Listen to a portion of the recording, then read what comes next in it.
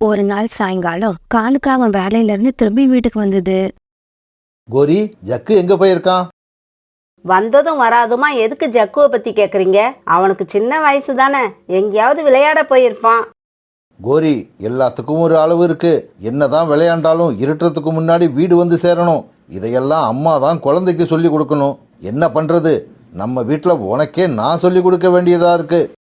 காலுஜி, ரொம்ப ஓவரா பேசாதீங்க.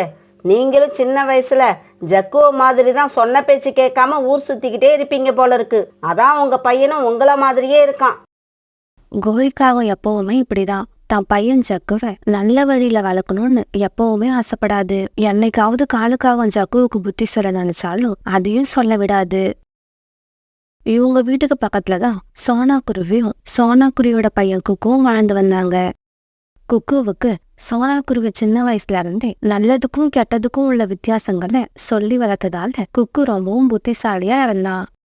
ஒரு நாள் குக்கு உணவு தேட வீட்டை விட்டு வெளியில பறந்து போனான். குக்கு, ஒரு நிமிஷம் இங்க வா.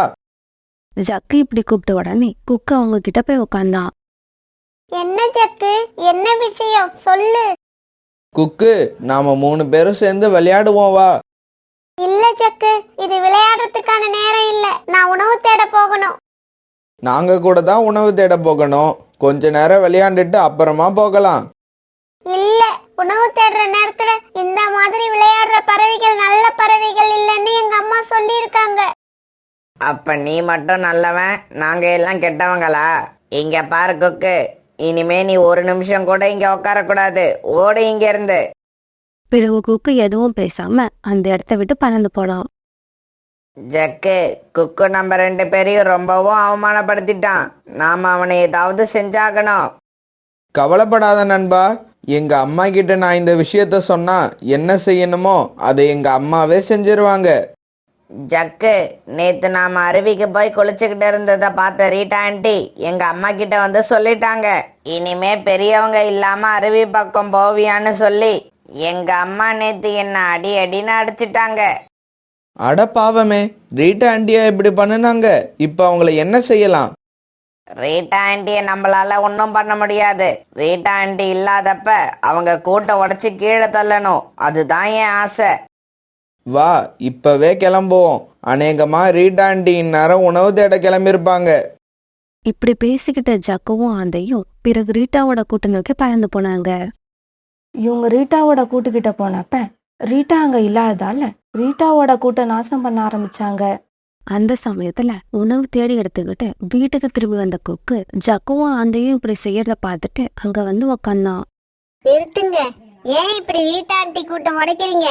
ஒரு கூடு கட்டுறது எவ்வளவு கஷ்டம்னு உங்களுக்கு தெரியுமா? இங்க பாரு குக்கு, நாங்க என்ன வேணாலும் பண்ணுவோம். அது கேட்க நீ யாரு? இங்க பாரு குக்கு, இந்த மாதிரி செஞ்சது நாங்க தானே நீ ரீட்டா ஆண்டி கிட்ட சொல்லவே கூடாது. தப்பி தவறி சொன்ன, அதுக்காக ரொம்ப கஷ்டத்தை அனுபவிப்ப. இப்படி சொன்ன ஜக்குவும் ஆந்தையும் அங்க இருந்து பறந்து போயிட்டாங்க. அவங்க போய் கொஞ்ச நேரம் கழிச்சு ரீட்டாவும் அங்க வந்துச்சு.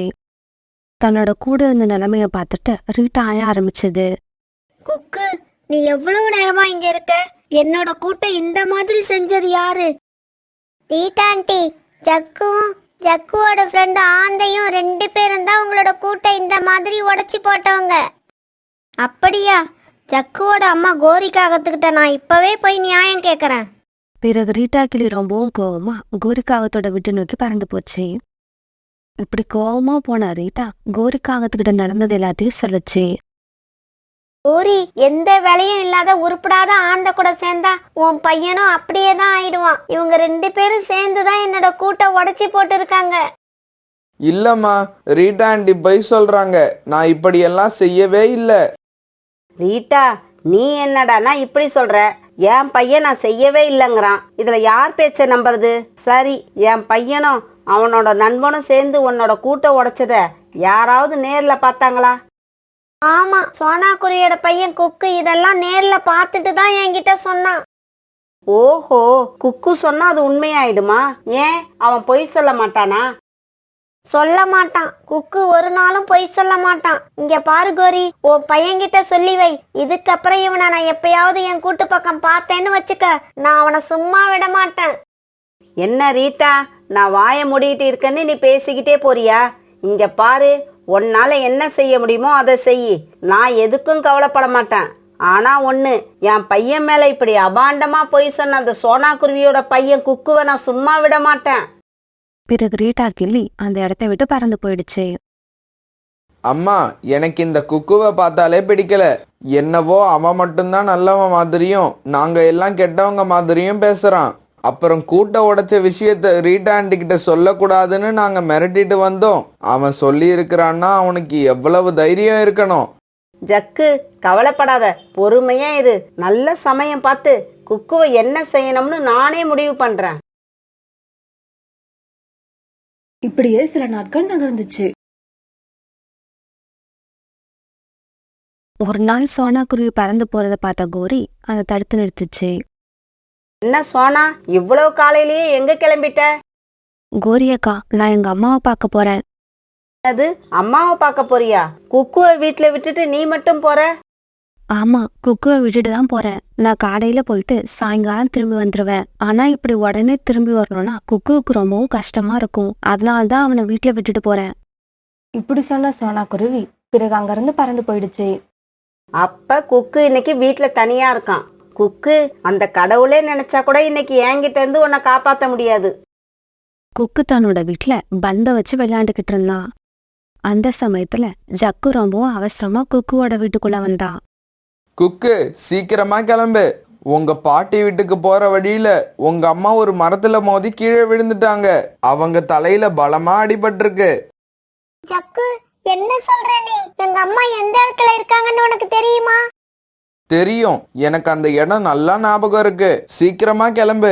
உங்க அம்மா தலையில இருந்து நிறைய ரத்தம் வந்துகிட்டு இருக்கு. சோனா குருவி உண்மையிலேயே பாட்டி வீட்டுக்கு போயிருக்கிறதால குக்கு ஜக்குவை கொஞ்சம் கூட சந்தேகப்படவே இல்லை. உடனே ஜக்கு பின்னால அம்மாவை பார்க்கறதுக்காக பறந்து போனான். இப்படி போனவங்க ஒரு மரக்கிளையில உட்கார்ந்தாங்க. ஜக்கு, எங்க அம்மா எங்க? எங்க அம்மா எங்க?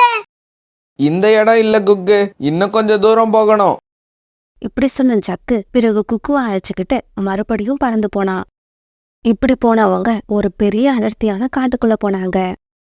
ஜக்கு, எங்க அம்மா எங்க? இங்கேயும் எங்க அம்மா இல்ல. குக்கு, உங்க அம்மா இல்லாட்டி என்ன, எங்க அம்மா இங்கதான் இருக்காங்க. ஜக்கு இப்படி சொன்ன உடனே ஒரு மரத்துக்கு பின்னால மறைஞ்சிருந்த கோரிக்காக வெளியே வந்தது. என்ன குக்கு, அம்மாவை தேடி வந்தியா? ரொம்பவும் வேகமா பறந்து வந்திருக்க போல இருக்கு. உன்னை பார்க்க பாவமா இருக்கு.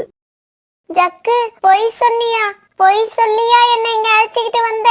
நல்ல பறவையா மாறிட்டேன்னு சொன்னியே, அதுவும் பொய்யா? இங்க பாரு குக்கு, நாங்கெல்லாம் கனவுல கூட நல்ல பறவையா மாறணும்னு ஆசைப்பட மாட்டோம். நீ எங்க கிட்ட வந்து வசமா மாட்டிக்கிட்ட. இங்க இருந்து நீ தப்பிக்கவே முடியாது. ஜக்கு இப்படி சொன்ன உடனே குக்குவோட மூளை வேகமா வேலை செஞ்சது. அந்த இடத்த விட்டு நம்ம உடனே கிளம்பணும்னு முடிவு பண்ணின குக்கு அங்கிருந்து வேகமா பறக்க ஆரம்பிச்சான். ஜக்கு, என்னடா குக்கு பறந்து போய்கிட்டு இருக்கான், வேடிக்கை பார்த்துட்டு நிக்கிற? சீக்கிரம் பறந்து போய் அவனை பிடிப்போம், வா. பிறகு கோரிக்காகவும் ஜக்குவும் குக்குவை பிடிக்க அவன் பின்னாலேயே வேகமா பறந்து போனாங்க.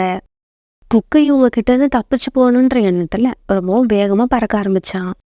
இன்னும் கொஞ்சம் தூரம் போனா போதும், இந்த காட்டை விட்டு நம்ம வெளியில போயிடலாம். அதுக்கப்புறம் கண்ணுல படுற பறவைகள் கிட்ட நாம உதவி கேட்கலாம். இப்படி நினைச்சு வேகமா பறந்து போய்கிட்டு இருந்த குக்குவால அதுக்கு மேல பறக்க முடியல. அதனால ஒரு இடத்துல உட்காந்து மூச்சு வாங்க ஆரம்பிச்சான். இதுக்கு மேல நம்மளால பறக்க முடியாது. இங்கேயே உட்கார்ந்து இருந்தா கோரி ஆண்டி எப்படியும் நம்மள வந்து பிடிச்சிருவாங்க. இப்படி யோசிச்ச குக்கு பக்கத்துல ஒரு இடத்துல நிறைய பூச்செடிகள் அடர்த்தியா இருக்கிறத பார்த்தான். உடனே குக்கு அந்த பூச்செடிகளுக்குள்ள போய் மறைஞ்சுக்கிட்டு வெளியில நடக்கிறத வேடிக்கை பார்க்க ஆரம்பிச்சான். அம்மா, குக்கு எங்க போனா? திடீர்னு மறைஞ்சு போயிட்டான். ஜக்கு, இது வரைக்கும் குக்கு பறந்து வந்ததை நான் பார்த்தேன். அவன் இங்கதான் எங்கேயாவது ஒளிஞ்சிருக்கணும், நல்லா தேடி பாரு. கோரிக்காக இப்படி சொன்ன உடனே ஜக்கு சுத்தியும் முத்தியும் பார்த்தான். குக்கு, நீ ஒளிஞ்சிருக்க இடத்த கண்டுபிடிச்சிட்டேன். இனிமே நீ தப்பிக்க முடியாது. இதோ வந்துட்டேன் குக்கு, இப்பவே வந்துட்டேன். பூச்செடிகளுக்குள்ள மறைஞ்சிருந்த குக்கு ஜக்குவோட இந்த பேச்சு கேட்டதும் ரொம்பவும் பயந்து போயிட்டான். உடனே மெதுவா எட்டி பார்த்தான். ஆனா ஜக்கு பக்கத்துல இருந்த மரத்துல ஒரு பொந்த பார்த்து இப்படி பேசிக்கிட்டு இருந்தான். இப்படி சொன்ன ஜக்கு அந்த பொந்துக்குள்ள போனான். குக்கு, மரியாதையா வெளியில வந்துரு. ஜக்கு இப்படி சத்தம் போடவே அந்த பொந்துக்குள்ள தூங்கிட்டு இருந்த பாம்பு ஒண்ணு கோபத்தோட வந்து ஜக்குவை கடிச்சிருச்சு. இப்படி பாம்பு கிட்ட கடிப்பட்ட ஜக்கு மரத்துல இருந்து கீழே விழுந்து கதறி துடிச்சான். அம்மா, பாம்பு கடிச்சிருச்சு, என்ன பாம்பு கடிச்சிருச்சு, எப்படியாவது என்ன காப்பாத்துங்க. பதற்றத்துல என்ன பண்றதுன்னு தெரியாத கோரிக்காகவும் அழ ஆரம்பிச்சது. ஐயோ, இப்ப நான் என்ன பண்ணுவேன்? என்னோட பையனை பாம்பு கடிச்சிடுச்சு. இந்த இடத்துல எனக்கு உதவி செய்ய கூட யாருமே இல்ல. குக்கு ஆபத்துல மாட்டணும்னு நினைச்சு இங்க வந்தேன். ஆனா இப்ப என்னோட பையனே ஆபத்துல மாட்டிட்டான். யாராவது காப்பாத்துங்க, யாராவது காப்பாத்துங்க. பிறகு நடந்ததை புரிஞ்சுக்கிட்ட குக்கு வெளியில வந்து கோரிக்காகத்துக்கிட்ட இப்படி பேச ஆரம்பிச்சான். கோரி ஆண்டி, இப்படி அழுதுகிட்டு இருந்தா புண்ணியம் இல்ல. சீக்கிரமா ஜக்குவுக்கு வைத்தியம் பார்த்தாகணும். குக்கு, இங்க இருந்து ஹாஸ்பிட்டல் ரொம்ப தூரம் இருக்கு. அங்க தூக்கிட்டு போற வரைக்கும் என் பையன் உயிரோடு இருக்க மாட்டான். கோரி ஆண்டி, இங்க பக்கத்துல ஒரு நாட்டு வைத்தியர் இருக்காரு. எனக்கு அவரை தெரியும். நீங்க ஜக்குவை தூக்கிக்கிட்டு என் பின்னாலேயே பறந்து வாங்க. இப்படி சொன்ன குக்கு முன்னால பறந்து போக கோரிக்காகம் ஜக்குவை தூக்கிட்டு பின்னாலேயே பறந்து போச்சு. பிறகு அந்த வைத்தியர் பச்சிலை மூலிகைகளை பறிச்சுட்டு வந்து கசக்கி ஜக்குவோட வாயில 4 சொட்டு விட்டாரு. இங்க பாருங்க, இன்னும் 2 மணி நேரம் உங்க பையன் நல்லா தூங்குவான். அதுக்கப்புறம் தான் நீங்க அவனை அழைச்சிக்கிட்டு போகணும். அது வரைக்கும் எல்லாரும் இங்கேயே வெயிட் பண்ணுங்க. வைத்தியர் சொன்னதை கேட்ட கோரிக்காகத்துக்கு அப்பதான் உயிரே வந்தது. குக்கு, என்ன மன்னிச்சிடு. நான் செய்ய இருந்த பெரிய தப்புக்கு எனக்கு தண்டனை கிடைச்சிடுச்சு. இனி என்னோட வாழ்நாள்ல அடுத்தவங்களுக்கு கெடுதல் செய்யணும்னு நினைக்கவே மாட்டேன். கோரிக்காக இப்படி மனசு மாறினதை நினைச்சு குக்குவும் சந்தோஷப்பட்டான். குக்கு, நீ இங்கேயே இரு. இதோ இப்ப நான் உடனே வந்துடுறேன். ஆண்டி, என்னை தனியா விட்டுட்டு நீங்க எங்க போறீங்க? இல்ல குக்கு, இப்ப உங்க அம்மா பாட்டி வீட்ல இருந்து திரும்பி வர்ற நேரம். சோனா குருவி கிட்ட எல்லா உண்மையும் சொல்லி மன்னிப்பு கேட்டு சோனாவையும் இங்க அழைச்சுக்கிட்டு வரேன். இப்படி சொன்ன கோரிக்காகும் பிறகு அழுதுகிட்டே சோனா குருவி அம்மா வீட்டை நோக்கி பறந்து போச்சு.